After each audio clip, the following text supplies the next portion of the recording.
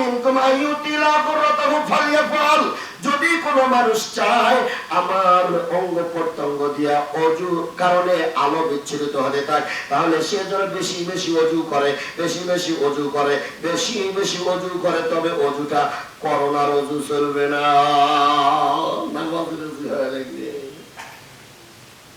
করোনার অজু। অজু করেছে মানুষ, নামাজ পড়ে নাই, করোনার অজু। এবার আসেন, সময় যেহেতু কম, আপনাকে একটা করে হাদিস শোনাই। আল্লাহর নবী মুহাম্মদুর রাসূলুল্লাহ সাল্লাল্লাহু আলাইহি ওয়াসাল্লাম ওযু সম্পর্কে আর ছোট্ট একটা হাদিস শোনাই। আল্লাহর নবী বলেছেন, ও দুনিয়ার মানুষরা, কামা ইয়াদুর রাজুলু ইবনুর রাজুলি আন ইবলিহি, শুনে নাও আমার উম্মতরা হাউজে কাউসারের নিকটে পৌঁছে যাবে। অনেক মানুষ পৌঁছে যাবে, আর আমি যাও অনেক মানুষগুলির ভেতর থেকে এক শ্রেণীর মানুষদেরকে বাধা প্রদান করব, তোমরা এইদিকে এসো না। সাহাবীরা বললেন, ইয়া রাসূলুল্লাহ, ইয়া নবী আল্লাহ, আতারিফুনা, আপনি কি আমাদেরকে চিনবেন? আপনার জন্য আমরা জীবন দিচ্ছি গো, বাড়ি ঘর ছেড়েছি গো, সন্তান ছেড়েছি, পরিবার ছেড়েছি, সব ছেড়ে দিয়েছি। আতারিফুনা ইয়া রাসূলুল্লাহ, আমাদেরকে চিনবেন এত মানুষের মধ্যে? আল্লাহর নবী বললেন, নাম লাকুম সিমান লাইসাত লিআহাদিন গায়রিকুম। আলহামদুলিল্লাহি নাহমাদুহু ওয়া নাস্তাঈনুহু ওয়া নাস্তাগফিরুহু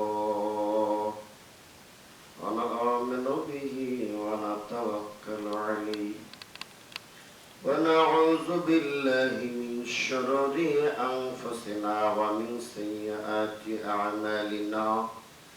মান ইয়াহদিহিল্লাহু ফালা মুদিল্লা লাহু ওয়া মান ইউদ্লিলহু ফালা হাদিয়া লাহু। ওয়া আশহাদু আন লা ইলাহা ইল্লাল্লাহু ওয়াহদাহু লা শারীকা লাহু ওয়া আশহাদু আন্না মুহাম্মাদান আবদুল্লাহি ওয়া রাসূলুহু।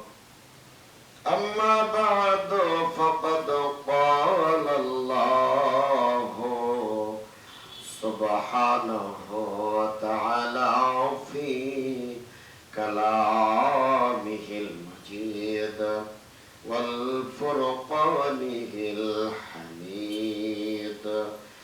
بعد أعوذ بالله من الشيطان الرجيم. بسم الله الرحمن الرحيم. الله ولي الذين آمنوا يخرجهم من الظلمات إلى النور والذين كفروا أولياؤهم الطاغوت يخرجونهم من النور إلى الظلمات أولئك أصحاب النار هم فيها خالدون. الحمد لله. আল্লাহ পাকের দরবারে লাখো কোটি শুকরিয়া। একটি সপ্তাহ অন্তর আবারও আন্তরিক প্রচেষ্টায় আল্লাহর সান্নিধ্য অর্জনের জন্য আল্লাহর ঘর মসজিদে আসার ইরাদা ছিল। যথাসময়ে আল্লাহ আমাদেরকে তার গৃহে পৌঁছে ধন্য করেছেন। এজন্য অন্তরের অন্তরস্থল থেকে শুকরিয়া, আলহামদুলিল্লাহ। দরুদ ও সালাম বর্ষিত হোক নবী মুহাম্মদুর রাসূলুল্লাহ সাল্লাল্লাহু আলাইহি ওয়াসাল্লামের প্রতি। অতঃপর অজস্র ধারায় রহমত বর্ষণ হতে থাক আপনাদের সকলের উপরে, রাহিমাকুমুল্লাহ, আমিন। সম্মানিত দিনী ভাই বন্ধুগণ, মহাগ্রন্থ আল কোরআনুল কারীমের 30 পারা প্রাণের ভিতর থেকে 2 নম্বর একটি সূরা বাকারার 157 নম্বর একটি আয়াত আমরা তিলাওয়াত করেছি। ইহার আলোকে আলোচনা শেষ করা হবে ইনশাআল্লাহ। মা তাওফীক ইল্লা বিল্লাহ ওয়া মা আলাইনা ইল্লাল বালাগ। বন্ধুগণ, আমরা আলোচনার বিষয় বলতে পারি মানব জীবনে নূরের প্রয়োজনীয়তা, আলোর প্রয়োজনীয়তা দুনিয়া এবং আখিরাতে। পৃথিবীটা আল্লাহ সাজিয়েছেন, জাআলা লাকুমুল আরদা ফিরাশান ওয়াস সামাআ বিনাআ ওয়া আনজালা মিনাস সামাআ মাআন ফাআখরাজা বিহি মিনাত থামারাতি রিজকান লাকুম ফালা তাজআলু লিল্লাহ আনদাদা ওয়া আনতুম তা'লামুন। সুতরাং ফলা শস্য শ্যামলা এই যে আসমানকে ছাদ এবং জমিনকে বিছানা স্বরূপ করে সৃষ্টি করেছেন, এটা মানব জাতির কোনো উপকারে আসতো না যদি মহান আল্লাহ এর মধ্যে আলোর ব্যবস্থা না করতেন, সূর্যের মাধ্যমে চন্দ্রের ব্যবস্থা না করতেন। মানুষ কি করতে অন্ধকারে? এই আলোর দুনিয়াতে যেরকম প্রয়োজন, আখিরাতে আরো বেশি প্রয়োজন। তো বন্ধুগণ, আমরা সরাসরি কিছু পথ পদ্ধতি জেনে নেব, যার মাধ্যমে মানুষ সেদিন আলো খুঁজে পাবে যেদিন কোনো আলো থাকবে না। না থাকবে সূর্য, না থাকবে চন্দ্র, না থাকবে গ্রহ নক্ষত্র, না থাকবে আর অন্য কোনো উপায়ে কোনো আলোর ব্যবস্থা। কারেন্টের ব্যবস্থা নেই, এনার্জি বাল্বের ব্যবস্থা নেই, এলইডি নেই, কোনো কিচ্ছু থাকবে না। সেদিন মানুষ নিজের কিছু কর্মের কথা আল্লাহ বলেছেন, কিছু কর্ম আছে মানুষ, সেই কর্ম যদি তোমরা করে যেতে পারো, সেই অন্ধকার সময়ে তোমাদের আলোর ব্যবস্থা যিনি করে দিবেন, একটু চিৎকার করে বলেন তিনি কে? আল্লাহ বলেন, বিসমিল্লাহির রহমানির রহিম, আল্লাহু ওয়ালিয়ুল্লাযীনা আমানু ইখরিজুহুম মিনাজ যুলুমাতি ইলান নূর। যে মানুষগুলি ঈমান আনবে, আল্লাহ তাদের অভিভাবক। আল্লাহু ওয়ালিয়ুন, আল্লাহ তাদের অভিভাবক। কাদের? আল্লাযীনা আমানু, যারা ঈমান আনবে। আর আল্লাহ যদি কারো অভিভাবক হয়ে যায়, তার উপরে দায়িত্ব কর্তব্য এসে যায়। ইখরিজুনাহুম মিনাজ যুলুমাতি ইলান নূর। ঈমান যদি কোনো মানুষ আনে, বিশ্বাস যদি আল্লাহর উপরে কেউ আনে, আল্লাহর উপরে দায়িত্ব হয়ে যায়, ওই মানুষটাকে অন্ধকার থেকে আলোর দিকে নিয়ে যেতে।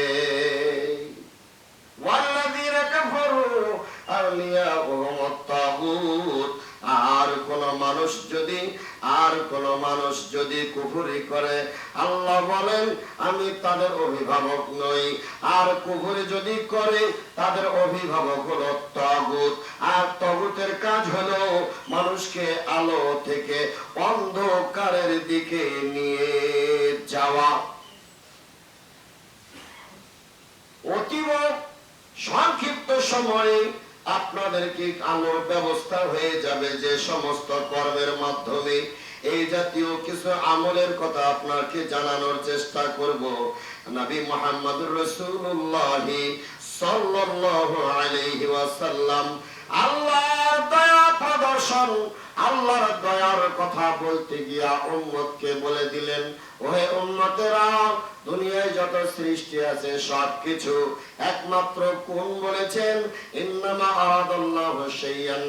আল্লাহ যখন কোনো কিছু করার ইচ্ছা করেছেন, শুধুমাত্র বলেছেন আইয়াকুল লাহু কুন ফায়াকুন। যখনই বলেছেন হয়ে যাও, আর কোনো প্রকার দেরি হয় নাই, সব হয়ে গেছে। একটা জিনিস আল্লাহ কোন দিয়া বানায় নাই, ওই জিনিসটার নাম হলো মানুষ। খালাকাল্লাহু বিয়াদি। আল্লাহ আল্লাহ আল্লাহ আল্লাহ বলেন আমি আমার নিজ হাত দিয়া একটা সৃষ্টি বানাইলাম, সেই সৃষ্টির নাম হলো মানুষ। আল্লাহ পাহাড় পর্বত যত কিছু বানাইলেন, কোন কিছু বানাইয়ে আল্লাহ বলেন নাই আমি সুন্দর করে বানাইছি। আল্লাহ মাত্র একটি জিনিসের ব্যাপারে বলেছেন, লাকাদ খালাকনাল ইনসানা ফি আহসানি তাকওয়িম। আল্লাহ বললেন আমি যত সৃষ্টি বানাইছি রে মানুষ, একটা জিনিস আমি সুন্দর করে বানাইয়া সুবিন্যস্ত করে দিয়েছি। এই জিনিসটা আর কিছু নয়, এই জিনিসটার নাম হলো মানুষ। আল্লাহ চায় না, নবীজি বললেন আল্লাহ চান না এত দয়া মায়া করে রহমত ভালোবাসা দিয়া মানুষ সৃষ্টি করিয়া মানুষ জাহান্নামে যাবে। আল্লাহ এটা চায় না। এই জন্য কি তিনি নবী রাসূলের মাধ্যমে কিছু পথ পদ্ধতি বলে দিয়েছেন। আমি একটা পদ্ধতির নাম বলি, তার নাম হলো কালিমায়ে তাইয়্যিবা। খুব ভালো করে শোনেন। কালিমায়ে তাইয়্যিবার এমন একটা গুণাবলী আছে, এমন কিছু ফজিলত আছে, শুধু ফজিলতে নয়, এমন একটা পাওয়ার আছে, এমন একটা ক্ষমতা আছে। একটা হাদিস যদি আপনাকে বলি, জিনিসটা বড় পরিষ্কার হয়ে যাবে, জিনিসটা বড় পরিষ্কার হয়ে যাবে। ওমর ইবনে খাত্তাব যখন খলিফা নির্বাচিত হলেন, খুব ভালো করে শোনেন কালিমার কত বড় পাওয়ার। ওমর ইবনে খাত্তাব রাদিয়াল্লাহু তাআলা আনহু তিনি যখন খলিফা নির্বাচিত হলেন, তালহা বিন উবাইদুল্লাহ তাকে খলিফা ওমর ডাক দেওয়ালেন, রে তালহা, নবীজি মারা যাওয়ার পর তোমার চাচাতো ভাই আমিরুল মুমিনিন হয়ে গেছে। তখন থেকে আমি একটা জিনিস খেয়াল করেছি, তোমার মাথার চুলগুলো এলোমেলো হয়ে গেছে, উস্কো খুস্কো হয়ে গেছে, ধুলায় ঘষিত হয়ে গেছে, মনটা বড় আনমরা হয়ে গেছে, মনের ভিতরে কোনো চাঞ্চল্যতা নাই, তোমার ভিতরে কোনো কর্ম উদ্দীপনা দেখি না। ওরে তালহা বিন উবাইদুল্লাহ, আমাকে একটু বলো ব্যাপার কি? তালহা বিন উবাইদুল্লাহ বললেন, ব্যাপার আর কিছু না, আমার মনের মধ্যে একটা জ্বালা। আমিরুল মুমিনিন বললেন, বুঝতে পেরেছি কিসের জ্বালা, তুমি একটু আমির হলে খুশি হইতা। আল্লাহ নবী তোমাকে আমিরের সংবাদ দিলে মনে হয় ভালো হইতো, খুশি হইতা। না রে না, ওরে আমিরুল মুমিনিন, ওরে আমার আমির হওয়ার শখ নাই, আমির হওয়ার কোনো প্রকার শখ নাই, মনের ভিতরে চিন্তাও আমি করি না, আমার মনটা বড় খারাপ। এই জন্য যে একদিন আল্লাহর নবী সাহাবীদের সামনে আলোচনা করছিলেন, ওই আলোচনায় তিনি এক সময় বলে ফেললেন, মানুষ এমন একটা শব্দ আছে, এমন একটা বাক্য আছে, যদি এই বাক্যটা মানুষ পড়ে তাহলে মৃত্যুর সময় ওই লোকটা মৃত্যু যখন বরণ করবে, মৃত্যুর সময় ওই মানুষটার আত্মা বের হওয়ার সময় এমন একটা সুঘ্রাণ ছড়াবে, আর এমন একটা আলোর ব্যবস্থা হয়ে যাবে, ওই সময় সুঘ্রাণও ছড়াবে, দীপ্তিময় আলো জ্বলে উঠবে। আর কিয়ামতের দিন আল্লাহর নবী বলেছেন, কিয়ামতের দিন ওই আলোটা তার চতুর্দিকে ঘোরাফেরা করবে। পরে ওমর, আমার মনে বড় কষ্ট, চুলগুলো কেন এলোমেলো হয়ে গেল, শরীরের কেন যত্ন নেই না। সেদিন যদি আমি আল্লাহ নবীকে জিজ্ঞেস করতাম, এখন আপনাকে বলতে হবে এইটা কোন আমলের কথা আপনি বলছেন, কিন্তু কেন জানি বললাম না। নবীও চলে গেল, আমিও চলে গেলাম, ইতিমধ্যে নবী দুনিয়া থেকে বিদায় নিলেন। এখন আমার মনের মধ্যে বড় অস্থিরতা, যদি জানতে পারতাম আমার মনটা খুশি হয়ে যেত। ওমর বললেন, আরে টেনশন করো না, তুমি না জানলে কি হবে, আমি ওইটা জানি, একবার কি সুবহানাল্লাহ বলা যায়? ওমর বলছেন, আমি জানি, তাই এত টেনশন করতেছ। এমন একটা বাক্য আছে, ওটা বললে ভাই মৃত্যুর সময় তার আত্মা বেরোর সময় একটা সুঘ্রাণ ছড়াবে, যেটা তামাম পৃথিবী সুগন্ধময় করে দেয়, আর একটা আলোর ব্যবস্থা হয়ে যায়। আর কিয়ামতের দিন ওই আলোটা আবার আল্লাহ সংরক্ষণ করবেন। লোকটা মারা যাবে তো চারদিক দিয়ে খালি ঘুরবে, যেদিন সূর্য থাকবে না, চন্দ্র থাকবে না, ওই আলো খালি ছোটাছুটি করবে। আলহামদুলিল্লাহ, আল্লাহর প্রশংসা, যাক এতদিনে তা পেয়ে গেলাম। বলেন আমার বলো এইটা এমন কি জিনিস বলো। উমর বলছেন রে তালহা, এইটা সেই জিনিস যে জিনিসটা আবু তালেব যখন মারা যায় আল্লাহর নবী ওই সময় কাছে গিয়ে কানে কানে বলেছিলেন, সেটাকে আবু তালেব বলতে পারে নাই, লোকজন বাধা দিয়ে তাকে বঞ্চিত করেছে। ওটা হচ্ছে লা ইলাহা ইল্লাল্লাহ, লা ইলাহা ইল্লাল্লাহ। এইটুকু হাদিসে কিন্তু এইটুকু আছে। আবার মুহাম্মদুর রাসূলুল্লাহ লাগাইতে দেন না, মানে হাদিসা ফি আমরিনা হাজা মা লাইসা মিনাল ফাহুয়া রাব্বু, মানে আমিলা আমালান লাইসা আলাইহি আমরুনা ফাহুয়া রাব্বু, চলবে না। এই কালেমার তালকিন যারা করবে, নিয়মিত যারা পড়বে, এটার উপর বিশ্বাস রাখবে, এই কর্ম পদ্ধতি যারা মেনে নিবে, দুনিয়ার জীবনে যারা মেনে নিবে, এর কারণে এটার উপরে অটল থাকার কারণে আল্লাহ পাক ওই লোকটার যখন মৃত্যু যখন সংবাদ, যখন মৃত্যুর সময় এসে যাবে, তখন আত্মা বের হওয়ার সময় সুগন্ধি ছড়াবে। আমরা কি জিকিরের তালকিন, জিকিরের প্র্যাকটিস করতে পারি না? ইনশাআল্লাহ সময় পেলেই লা ইলাহা ইল্লাল্লাহ, লা ইলাহা ইল্লাল্লাহ, একটা আমল পেয়ে গেলাম।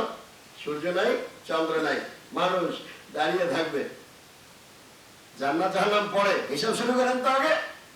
নবী আদম, নূহ, মুহাম্মদ সাল্লাল্লাহু আলাইহি সাল্লাম বলেন, আল্লাহকে বলেন, ও ফেরেশতা মণ্ডলী তোমরা একটু বলো, আল্লাহকে বলো জান্নাত জাহান্নাম পড়ে কি দিবে, যা হবে হবে, আগে বিচার শুরু হতো। থাকতে পারছি না দাঁড়িয়ে। সেদিন মানুষ আল্লাহর অবস্থা হয়ে যাবে যদি এই আমলটা করে। বাস, সময় যেহেতু কম, খুব সংক্ষেপে এবার আসেন আরো একটা গুরুত্বপূর্ণ ইবাদতের কথা বলি। আল্লাহর নবী মুহাম্মদুর রাসূলুল্লাহ সাল্লাল্লাহু আলাইহি ওয়াসাল্লাম ওযুর একটা ফজিলত বর্ণনা করেছেন। ওযু শুধু সালাত কবুলের শর্ত নয়, ওযুর একটা ক্ষমতা আছে, নিজস্ব একটা পাওয়ার আছে, নিজস্ব একটা ক্ষমতা আছে। আল্লাহ তাকে কিয়ামতের দিনে একটা ক্ষমতা দিয়ে দিবেন। এজন্য আল্লাহর রাসূলের জীবনে দেখা গেছে হাজারো ঠান্ডার মধ্যে, হাজারো শীতের মধ্যেও, হাজারো কষ্টের মধ্যেও অসুস্থ হলেও তিনি ওযু ছাড়তেন না। কি আছে পাওয়ার? ওযুর পাওয়ারটা একটু শুনেন। হাদিস নুআইম ইবনে আব্দুল্লাহ রাদিয়াল্লাহু রাহিমাহুল্লাহ থেকে বর্ণিত, তিনি বলেন আন্নাহু আবু হুরায়রা ইয়াতাওয়াদা ফাগাসালা ওয়াজহাহু ওয়া ইয়াদাইহি হাত্তা কাদা ইয়াবলুগুল মানকিবাইন সুম্মা গাসালা রিজলিহি হাত্তা রাফা ইলা সাওকাইন। খুব মনোযোগ দিয়ে শুনেন। নুআইম ইবনে আব্দুল্লাহ বলেন, আমি আবু হুরায়রাকে ওযু করতে দেখেছি। হঠাৎ করে খেয়াল করলাম তিনি যখন ওযু করতে গিয়ে মুখটা ধুইলেন, দুই হাত যখন ধুইতেছিলেন, ধোয়ার সময় দেখলাম হাতের কোণই পর্যন্ত ধোয়ার নিয়ম তিনি ধুইতে ধুইতে বগল পর্যন্ত ধুয়েছে। বগলের কাছে গেছে।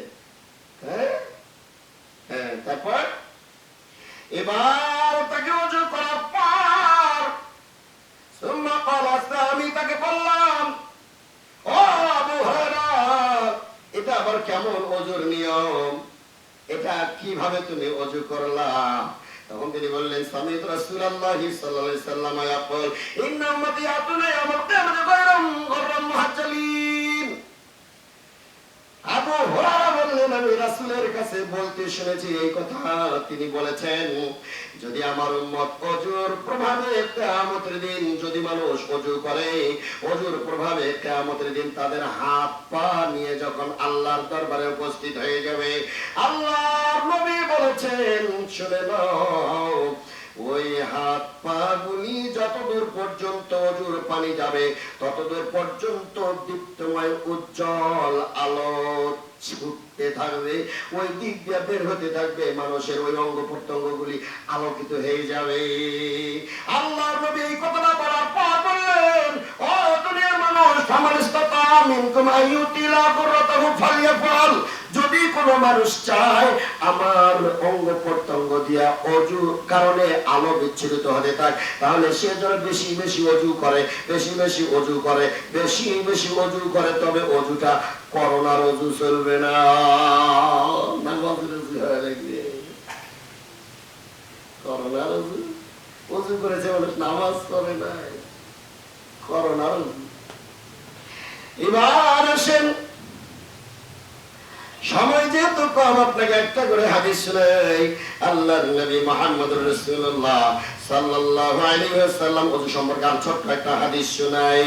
আল্লাহর নবী বলেছেন, ও দুনিয়ার মানুষরা, কামা ইয়াদুর রাজুলু ইবনে রাজুলি আন ইবলিহি, শুনে নাও, আমার উম্মতরা হাউজে কাউসারের নিকটে পৌঁছে যাবে, অনেক মানুষ পৌঁছে যাবে, আর আমি যাও অনেক মানুষগুলির ভেতর থেকে এক শ্রেণীর মানুষদেরকে বাধা প্রদান করব, তোমরা এইদিকে এসো না। সাহাবীরা বললেন, ইয়া রাসূলুল্লাহ, ইয়া নবী আল্লাহ, আতারিফুনা, আপনি কি আমাদেরকে চিনবেন? আপনার জন্য আমরা জীবন দিচ্ছি গো, বাড়ি ঘর ছেড়েছি গো, সন্তান ছেড়েছি, পরিবার ছেড়েছি, সব ছেড়ে দিয়েছি। আতারিফুনা ইয়া রাসূলুল্লাহ, আমাদেরকে চিনবেন এত মানুষের মধ্যে? আল্লাহর নবী বললেন, নাম লাকুম সিমান লাইসাত লিআহাদিন গায়রিকুম।